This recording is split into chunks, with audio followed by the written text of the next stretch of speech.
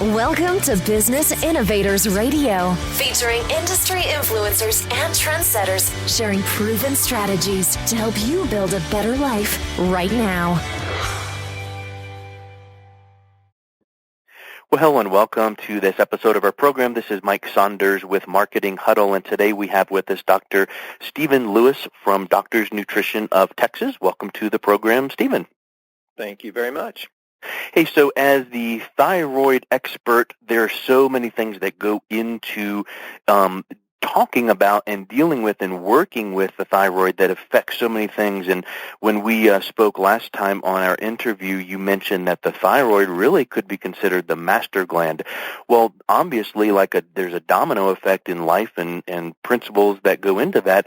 So what are some things that lead up to the thyroid being impacted? And I'm thinking more in terms of kind of what we put into our bodies, like the nutrients. Well, there's things you have to consider, what's going on environmentally, what's going on nutritionally, what are some of the toxins that are going on into your body, and I'd like to get into all of that. The main thing in getting well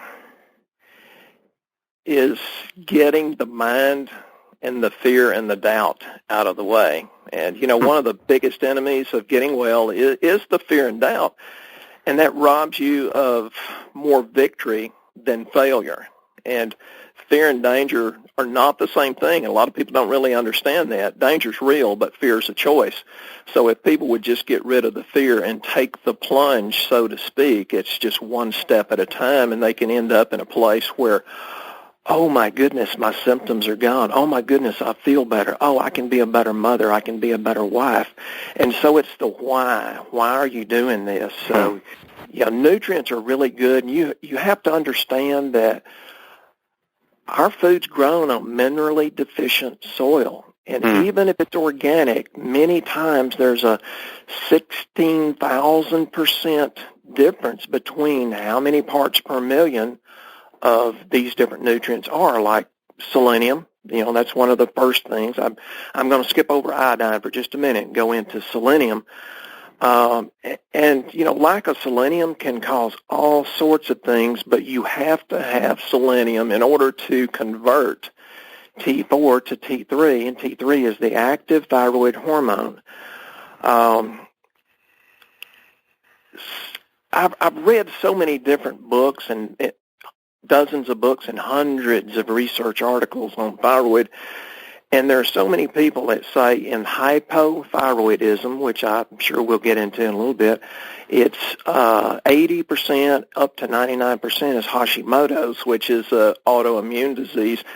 It's not necessarily such a high percentage, but selenium, first place to start, it protects the liver in people that have liver stresses. Well, I hate to tell y'all folks this, but we all have liver stresses because of our foods.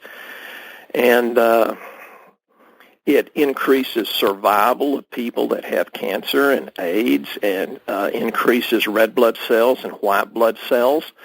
And that's a big factor in thyroiditis, which can include Hashimoto's. So just selenium by itself is very important because a lack of it can be the sole cause of your high cholesterol.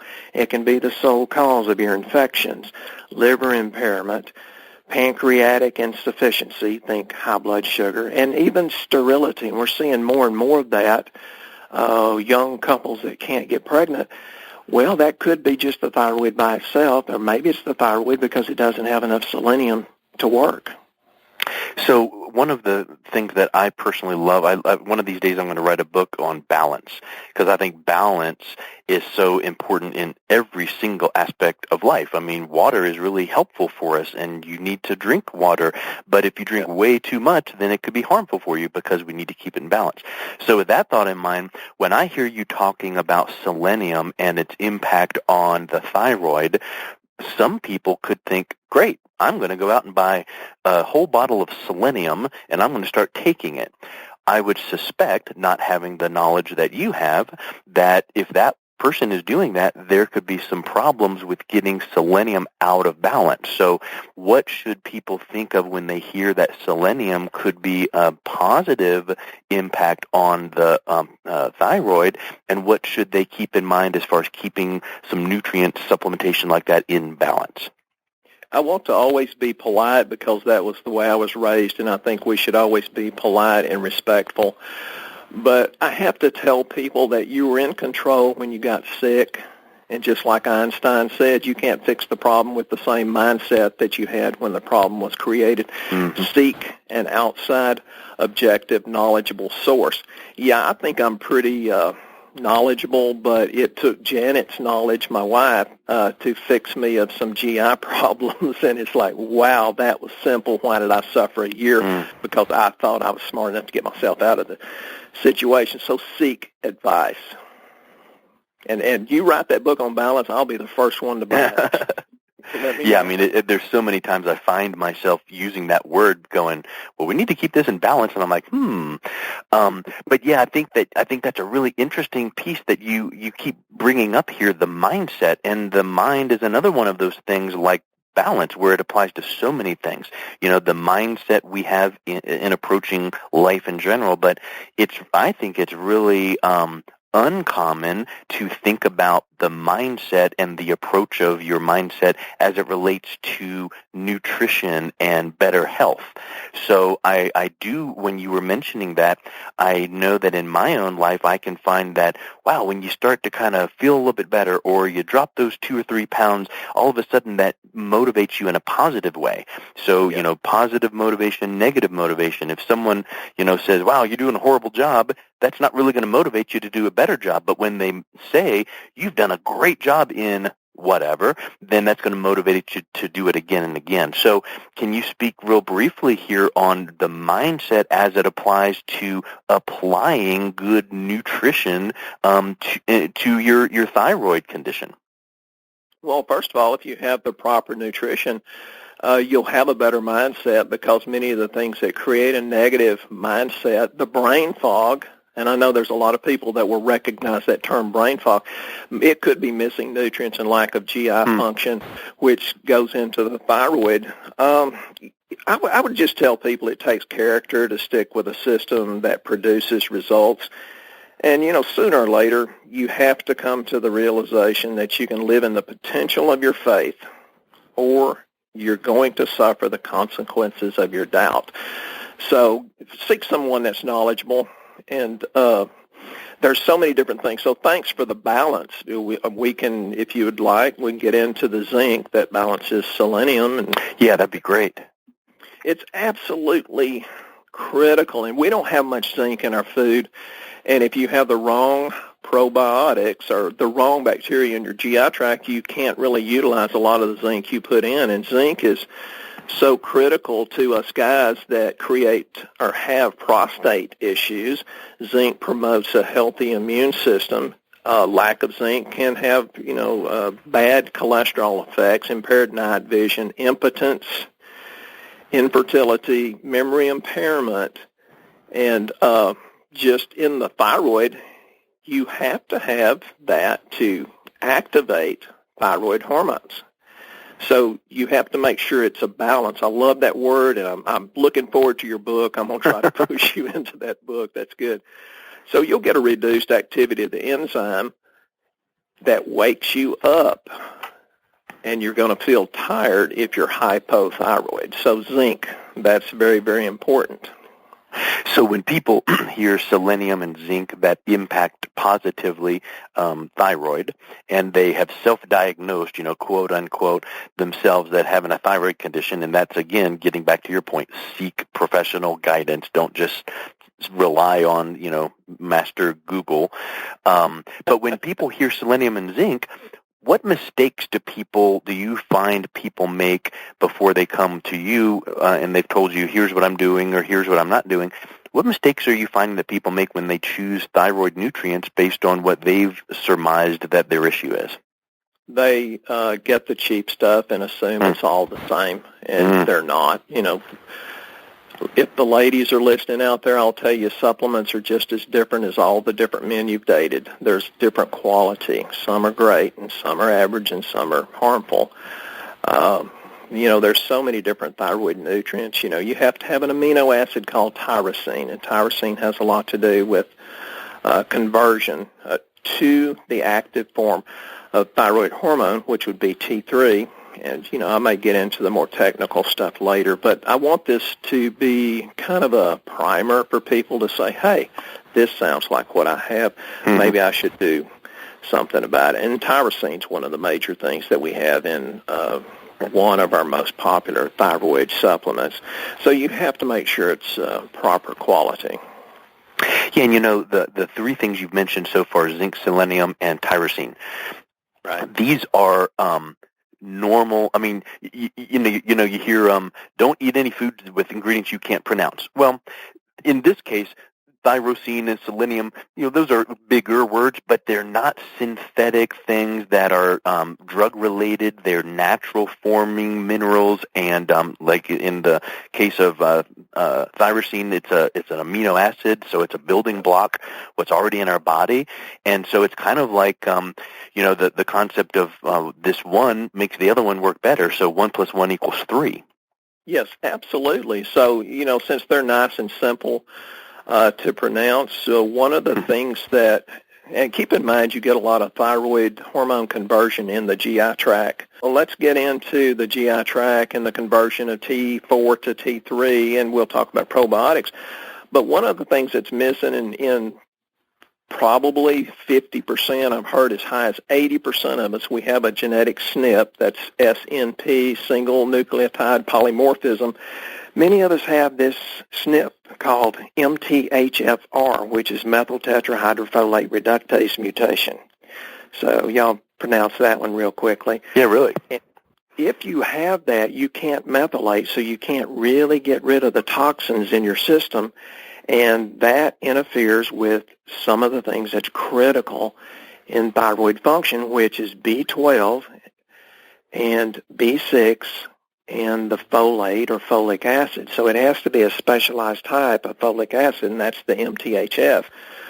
The other B vitamins, just simple B vitamins, and B vitamins are very, very commonly absent in our diet, because even if you're getting good food or organic food, who knows how far it's been shipped. It might have been shipped from California to Florida and Florida to California, and usually you lose about 80% of all the nutrients by the time it gets to the table, and you have to have B2, which is riboflavin, and B3, which is niacin, to convert the iodine into the proper form. So all the B vitamins are very, very important. So think, if it's B12, is it the good B12? And the good B12 is methylcobalamin, not cyanocobalamin. There's a huge difference. Cyanocobalamin is very, very unabsorbable, for the most part, unabsorbable. And we hadn't even gotten to iodine yet. Yeah. And we'll get to that in a moment, I know. I want to focus really briefly here on probiotics, because I think that's really popular that people hear of these days and will pick up at the grocery store even. Is there anything significant that we need to keep in mind regarding probiotics? I think that's a very good question, because I hear all the time people saying, but I'm on a good probiotic. Mm-hmm. And I ask them, well, great, that's a good choice. How do you know it's good? Well, so-and-so said it is. And there's several of them out there that are very well promoted, but they don't really hold up under scrutiny. One of the most popular ones is only 600 million CFUs, and that's colony-forming unit. 600 million is good, but therapeutically, the value starts at a very minimum 10 billion. And what we sell is 20 to 50 billion per capsule. So the 600 million people say, well, mine's good. Well, it's not enough to really work therapeutically. And, they've made a good choice. It just wasn't the best choice. And that's the probiotics are interfered with because people eat their healthy chicken, which is generally not healthy because it's full of antibiotics and arsenic. If you've taken antibiotics, if you've taken corticosteroids, if you take any kind of antacids, whether it's over-the-counter or prescription, you're killing your probiotics. If you've taken birth control pills or hormone replacement therapy or blood pressure pills, and let me step on some toes now, alcohol interferes with proper probiotic function in the GI tract. So I know that hurt a lot of people. Really. In my opinion, it's very important to supplement every day with probiotics. And the right kind, and again, seek counsel and, to check and double check, because I think it's almost like a, misnomer, let's just use it that way. 600 million, wow, that's a huge, massive number. Yahoo, I've got a big number, and that sounds good.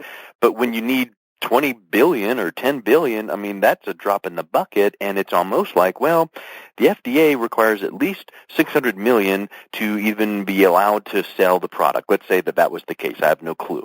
Well, they just barely got in the door, but in reality, for full therapeutic effect, you need to have 10, 20, 30, 50 times more, and you think you're doing just okay. So I think that the big thing is to come to someone that's knowledgeable and knows how things interact with each other and say, oh, well, this one's lacking here, and we need to make sure there's more here, and let's not take this with this because they'll interact. And it's kind of like I'm a very visual person, and I would love to see some wall poster that, has, red and green and X's and underlines and highlights where it's like, you might think you're doing well when you're taking this, but here's what to keep in mind, and then this draws a line to this, but there's a red X if there's this in place, and it's like, oh, I finally get it. Yeah, that's interesting. So how then does iodine play into these points that we've been making? Well, even before I go to iodine, if you would just allow just one more thing. Sure. The thyroid affects the mind in stress, anxiety, and depression, and that's a lot that we're dealing with now. Or most people, I hear that, but probiotics affects the mind also. So which comes first? It doesn't really matter whether it's the probiotics that help the thyroid work or fixing the thyroid helps the probiotics in gut function to decrease stress, anxiety, and depression. What it really is important is that you break the cycle, and that has everything to do with the hypothalamus pituitary thyroid axis. So that's absolutely critical. Thank you for allowing me to say that, and we can get on to iodine because that's very, very big. You have to have it for the thyroid to function. There's a lot of symptoms or a lot of disease processes that can occur when you have a low amount or lack of iodine. And you have to understand that if your body is sick, that is just adaptive physiology. Your body's adapting to what it has or doesn't have. So if a sick body without the proper nutrients to work with creates it, then a healthy body should be able to uncreate it if you haven't let it go too far. I've seen kids that had ADD, ADHD, and could be very successfully treated with iodine. Then you get the atherosclerosis, because I mentioned lack of zinc and selenium can cause high cholesterol. Well, so can lack of iodine. Many of the breast diseases can be lack of iodine, and that's more prevalent in the Midwest where they get less seafood. So, it's not as prevalent, say, in Japan where they eat seaweed and get the iodine from that. So goiter, fibrocystic breast, even hemorrhoids, sometimes different types of headaches, including migraines, high blood pressure can be that. The people that scar, like, keloid scars, that is almost always an iodine deficiency. So, you have to kind of think along those lines. And there's a lot of controversy over iodine. Should you eat iodized salt? Personally, I don't think so. I think it's better served to get it from other sources. Because it's kind of like having your foot on the gas pedal and the brake at the same time, because there's you get some iodine, but you have the negative effect of salt. Yeah, I think salt is great, but it's not dangerous if you have enough potassium, calcium, and magnesium. And we almost all are just universally low in magnesium because it's just not in the soil. And you take magnesium, number one, it helps with bowel movements, but it also has at least 300 different enzyme reactions that helps the brain function and decreases stress and anxiety, simply put. But yeah, at the same time, it's going to help your thyroid work better. So iodine's very, very important, but you have to have the B2 and B3 to have it go into the proper forms, and you have to have hydrogen peroxide. It's in my opinion, it's really important to get it out of supplements and to eat more seafood and seaweed. I think that's the best way to get it. And so it's very reckless for someone to hear fibrocystic in my breast, iodine, A plus B equals C. I'm going to go buy some iodine online and take it. But you're saying we have to have this and this and this to make it work, and then this to make sure that it's assimilated the right way. So don't go out there and hear one thing like selenium or one thing like iodine and just buy this and take those two individually, because there's a multitude of things that need to be mixed in together to make them work properly. I think that's very true. And the problem is we have knowledge, but we don't have understanding, and I think Google has contributed to that. So knowledge is not what's going to get you well. It's direction. Yeah, it's very different than last night. One of my daughters came to me and said, "Hey, my phone need the memory and the storage," and so I Googled how to move photos from the phone to the SD card. Came right up. Step 1, step 2, step 3, done. You shouldn't do that when it comes to your health. And I think that's something super important that people in our microwave instant gratification society, we feel like, I have this problem, I Google it, I found this response, and I'm going to buy this, this, and this. 2 days later, Amazon Prime arrives, and boom, I'm taking it, so now I'm fixed. Well, that may or may not be the case because you didn't go and have some baseline and some knowledgeable practitioner like yourself say, well, let's make sure that this, A, is the problem, and B, that it's being administered in the right way, formula, combinations, and all of that. And I think that's very true, because some people will actually get a book by an iodine expert, and some of them say never go beyond 150 micrograms per day. And other book writing experts will say take 50 to 75 milligrams. And it's like, really? Where's the truth? Well, the truth is in between, and it's an individual thing.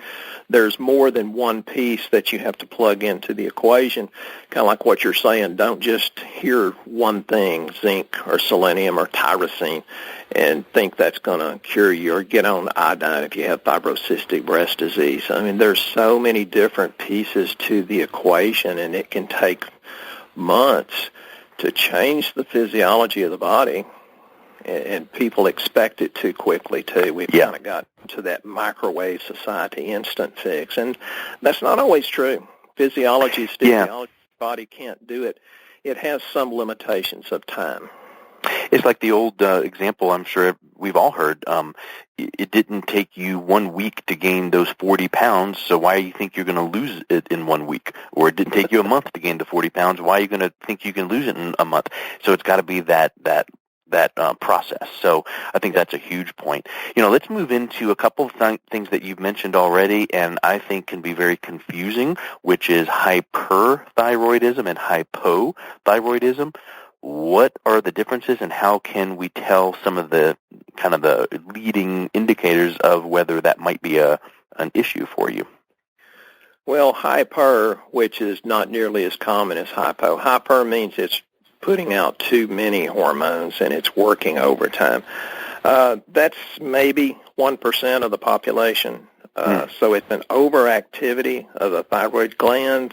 The thyroid hormones, they speed up the body functions like heart rate. And I think I used Don Knotts as an example in The Ghost and Mr. Chicken, or Barney Fife. That's a typical hyperthyroid, because he can eat and eat and eat and never gain any weight, and he's hyperactive, and he's extremely nervous, and many times they'll have heart palpitations and things like that. If it continues, then you can get things like bulging eyes. If it goes into, say, Graves' disease, that's the most common of the hyper. It increases puffiness, tear formation. It can create a sensitivity to light, and I know I hear that quite often, although that's not most of the time Graves' disease, because you have to realize some of these symptoms I'm talking about can come from many, many other different symptom complexes, but usually hyper is Graves' disease. You can get the enlarged thyroid gland or goiter, although you can get that from hypo, and it's really, in my opinion, smart, wise, judicious thing to do to go to an expert to get it diagnosed. We're hearing that as a recurring theme over and over, and I think that's really important to remember.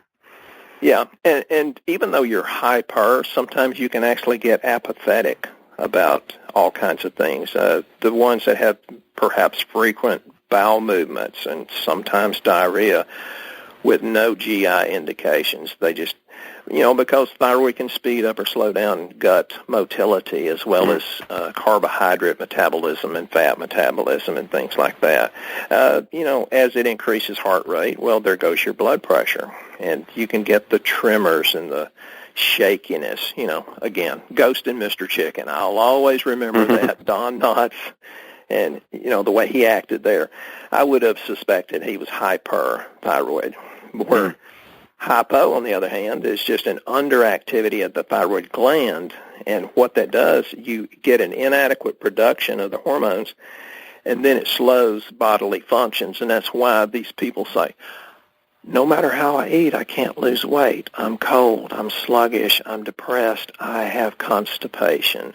And again, all of those can come from a lot of other different issues, but those are very, very common. The ones that really do diet and force themselves into exercise even though they don't feel like it, they're generally hypothyroid. It's not functioning because there's a lot of things in our environment and in our diet that interfere with proper functioning. The bromine in our flour takes the place of iodine. So why do these companies put bromine in our flour?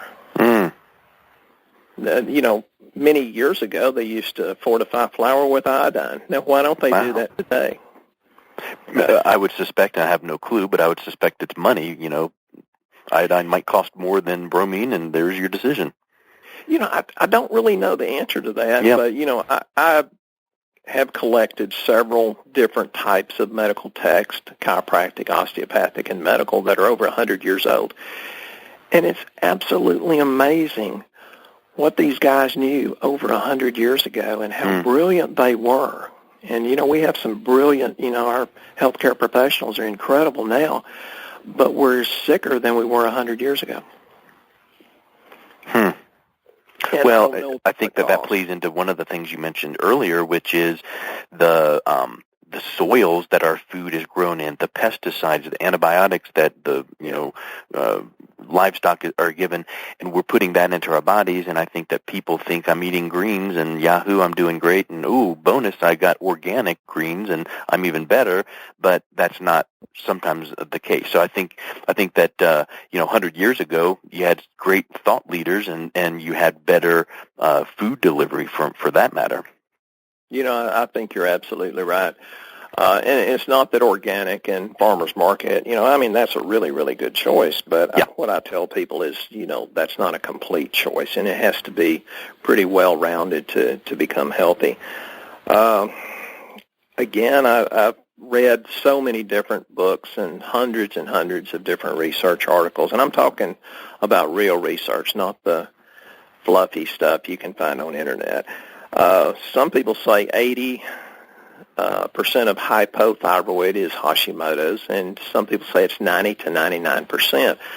I've not seen that to be the proper percentage in my practice, but it's still possible.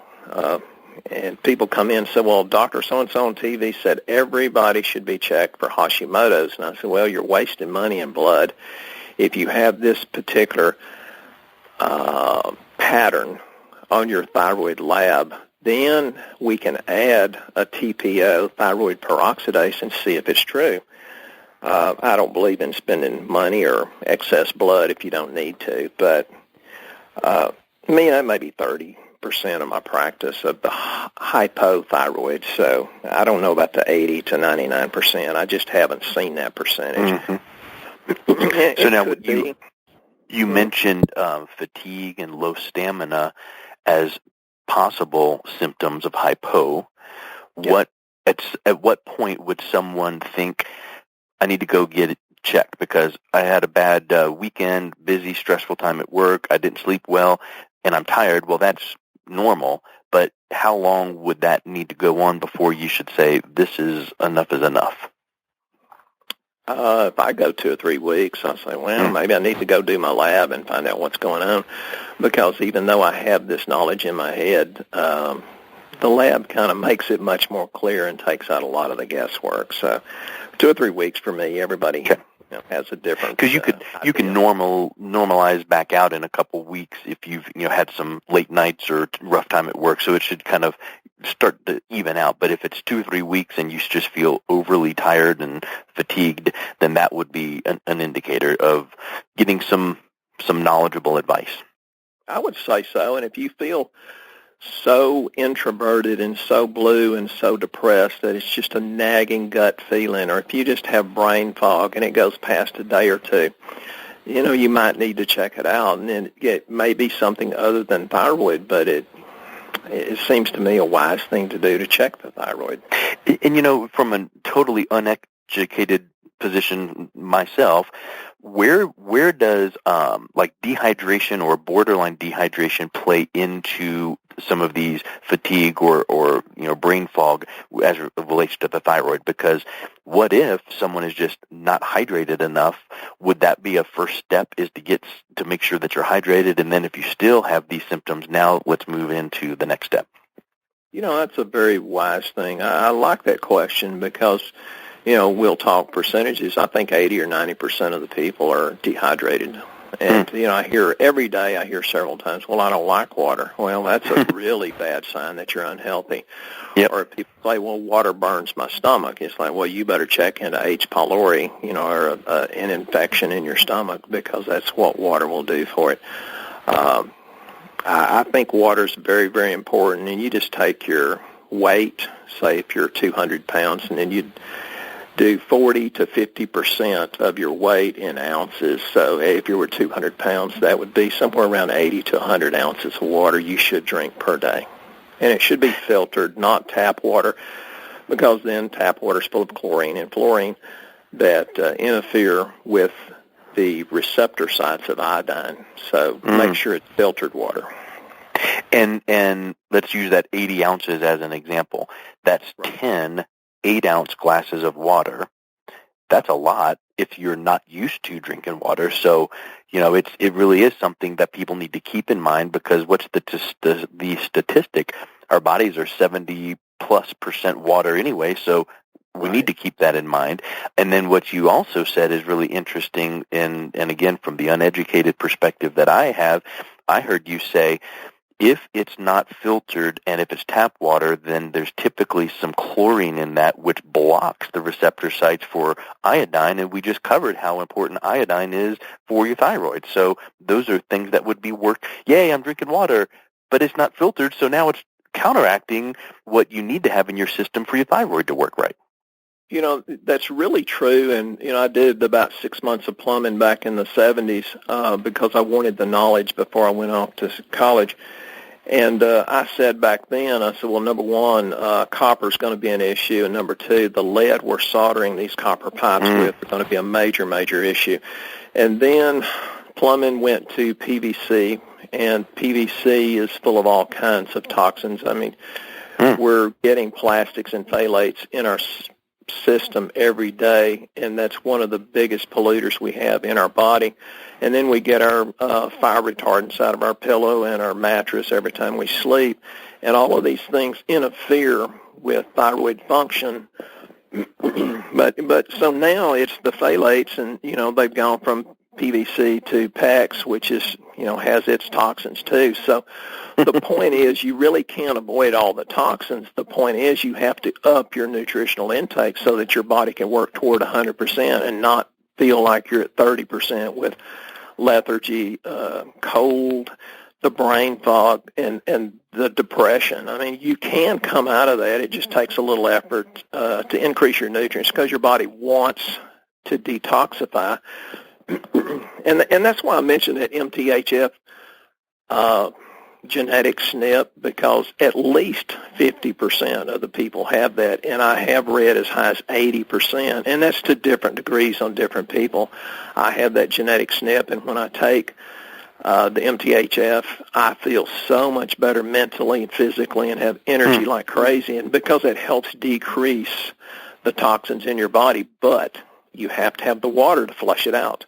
Yep, We've become a society, it's like, well, it's inconvenient to go potty because we have to sit through class and a teacher won't let me up. Or, sometimes you and I are too busy. It's like we don't really have time to go to the restroom, but we need to make time because that's just as important to flush out. Well, have you ever heard of the, I think it's called the Pomodoro effect?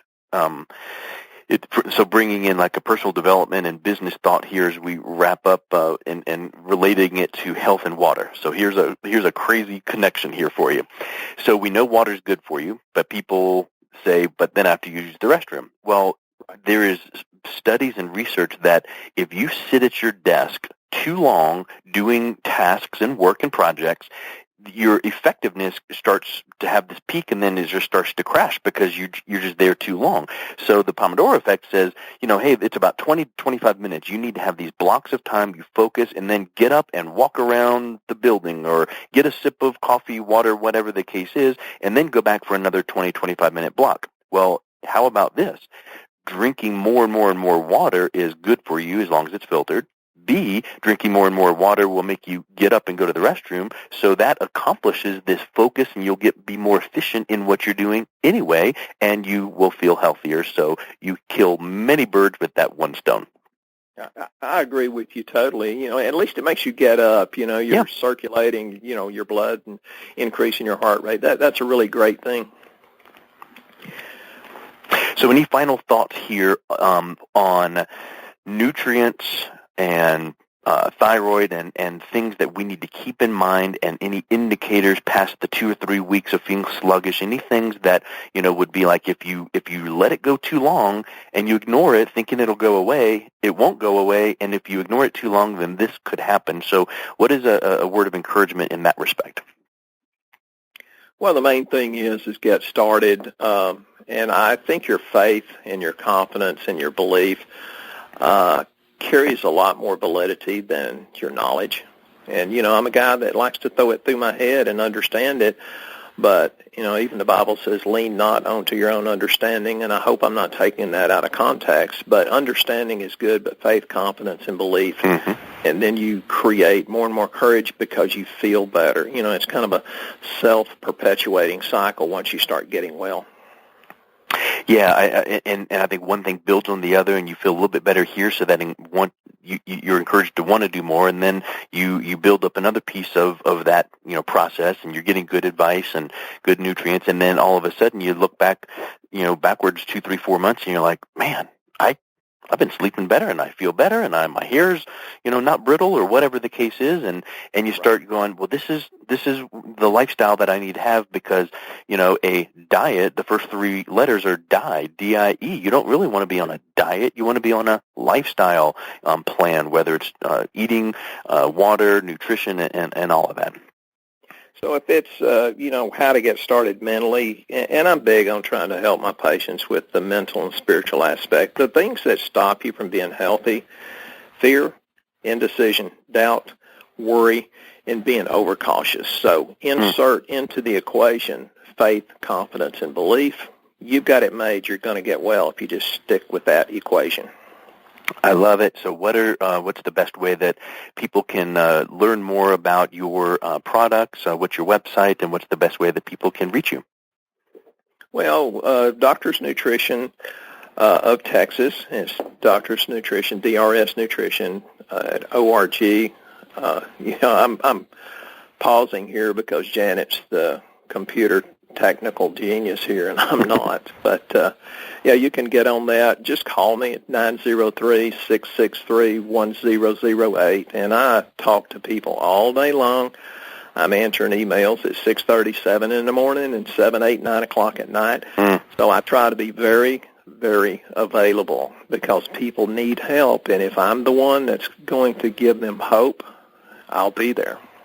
Excellent. So we'll make sure that direct link is right in the show notes, but that's doctorsnutrition.org, and that's drsnutrition.org. Dr. Lewis, thank you so much for your time today. It was great to learn more about the thyroid. It is my pleasure. Thank you very much. Thanks for listening to Business Innovators Radio. To hear all episodes featuring leading industry influencers and trendsetters, visit us online at businessinnovatorsradio.com today.